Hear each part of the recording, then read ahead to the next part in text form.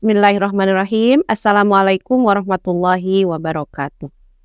Innal hamdalillah nahmaduhu wa nasta'inuhu wa nastaghfiruh wa na'udzu billahi min syururi anfusina wa min sayyiati a'malina. May yahdihillahu fala mudhillalah wa may yudlilhu fala hadiyalah. Asyhadu an la ilaha illallah wa asyhadu anna Muhammadan abduhu wa rasuluh la nabiyya ba'dah. Alhamdulillah, segala puji dan syukur kita marilah kita panjatkan kepada Allah Subhanahu wa taala atas segala nikmat dan karunia-Nya kepada kita semua.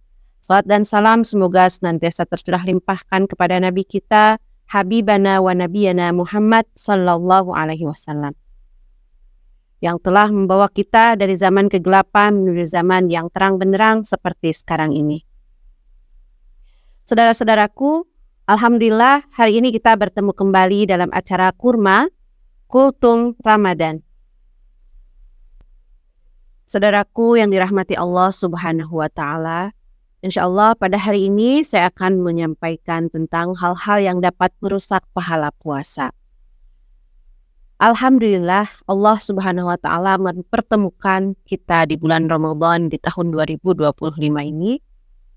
Rasulullah Shallallahu alaihi wasallam bersabda dalam sebuah hadisnya, betapa banyak orang yang berpuasa namun ia tidak mendapatkan dari puasanya tersebut kecuali rasa lapar dan dahaga.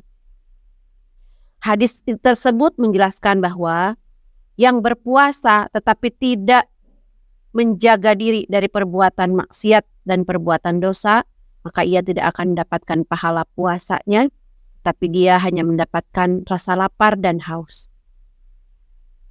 Hal-hal yang dapat merusak dan membatalkan pahala puasa, diantaranya adalah yang pertama, berkata dusta atau berbohong. Berkata dusta adalah menyampaikan sesuatu yang tidak sesuai dengan kenyataannya. Orang yang berdusta juga bisa saja berperilaku tidak sesuai dengan perkataannya. Dusta atau bohong merupakan dosa besar dalam Islam, induk dari berbagai maksiat lain. Jika seseorang sudah terlanjur berdusta, maka ia akan berdusta lagi untuk menutupi kebohongannya tersebut. Karena itu, jika orang berdusta selama ia berpuasa, maka ibadah puasanya tidak bernilai apa-apa di sisi Allah Subhanahu wa taala. Sebagaimana sabda Rasulullah Shallallahu alaihi wasallam, barang siapa yang tidak meninggalkan dusta, maka Allah Subhanahu wa taala tidak butuh dari rasa lapar dan haus yang dia tahan selama berpuasa. Yang kedua adalah ghibah atau membicarakan keburukan orang lain. Rasulullah SAW menyampaikan dalam sebuah hadisnya bahwa perumpamaan orang yang membicarakan keburukan saudaranya adalah seperti memakan bangkai saudaranya. Mengapa Rasulullah SAW menyampaikan demikian? Karena saudara kita yang kita bicarakan keburukannya sama sekali tidak bisa membela dirinya. Yang ketiga adalah adu domba atau fitnah. Akar dari perbuatan adu domba adalah fitnah, adalah kebencian. Adu domba dapat berupa rasa tidak senang melihat orang lain rukun, lalu menyebarkan fitnah untuk merusaknya. Jangankan pahala puasa, Islam mengancam orang yang melakukan adu domba dengan balasan neraka di akhirat.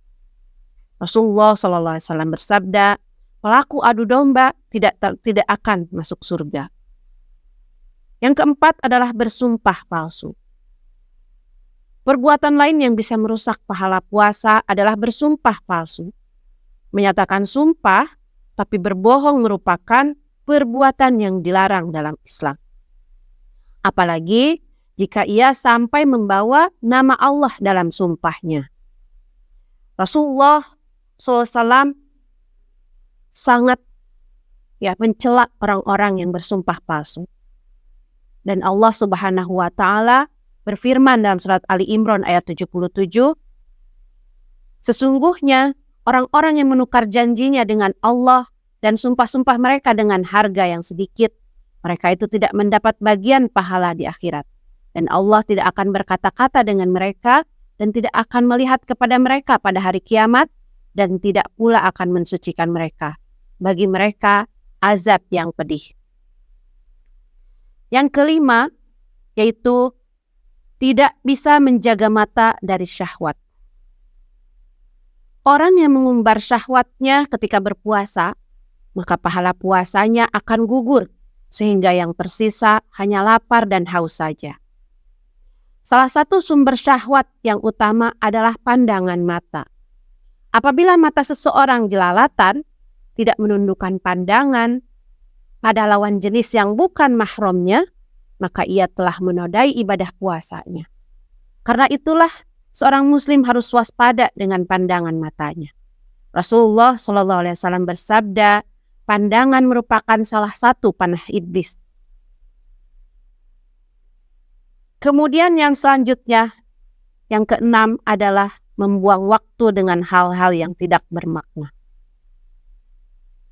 Menghabiskan waktu dengan hal-hal yang tidak bermanfaat atau tidak produktif, seperti menonton acara televisi seharian, dan acaranya tidak mendidik atau bermain game sepanjang hari, juga termasuk hal-hal yang membatalkan pahala puasa dan merusak pahala seseorang. Atau misalnya ya kita scroll HP dari pagi ya sampai siang gitu ya, atau tidur seharian gitu ya. Nah, itu bisa merusak pahala puasa kita. Yang ketujuh adalah marah dan mengeluarkan kata-kata kasar. Mengucapkan kata-kata kotor atau perbuatan buruk yang bertentangan dengan nilai-nilai agama juga dapat membatalkan pahala puasa seseorang. Jika orang yang sedang berpuasa tidak dapat mengendalikan emosi dan melontarkan kata-kata kasar kepada orang lain, maka hal ini akan menyakiti hati saudara kita dan membuatnya jadi berdosa. Karenanya Islam menganjurkan pentingnya menjaga lisan. Allah Subhanahu wa Ta'ala berfirman dalam surat Al-Ahzab ayat 58, dan orang-orang yang menyakiti orang-orang mukmin laki-laki dan perempuan tanpa ada kesalahan yang mereka perbuat, maka sungguh mereka telah memikul kebohongan dan dosa yang nyata. Selanjutnya yang kedelapan adalah mempunyai niat buruk. Hal yang dapat merusak pahala puasa selanjutnya adalah memiliki niat buruk saat berpuasa, atau berpuasa dengan niat yang tidak murni, seperti halnya untuk menunjukkan kepada orang lain atau hanya karena tradisi. Jika tetap melakukannya, maka puasanya akan sia-sia. Begitu pula amalan puasanya. Karenanya, niatkan dalam hati yang baik-baik dan ikhlas agar puasa kita bisa berjalan dengan lancar dan mendapatkan ridho Allah Subhanahu wa Ta'ala. Demikian Kultum Ramadan hari ini. Semoga kita semuanya bisa melaksanakan ibadah di bulan puasa Ramadan 2025 ini dengan sebaik-baiknya. Jangan lupa sekolah di Ar-Ruhamah. Assalamualaikum warahmatullahi wabarakatuh.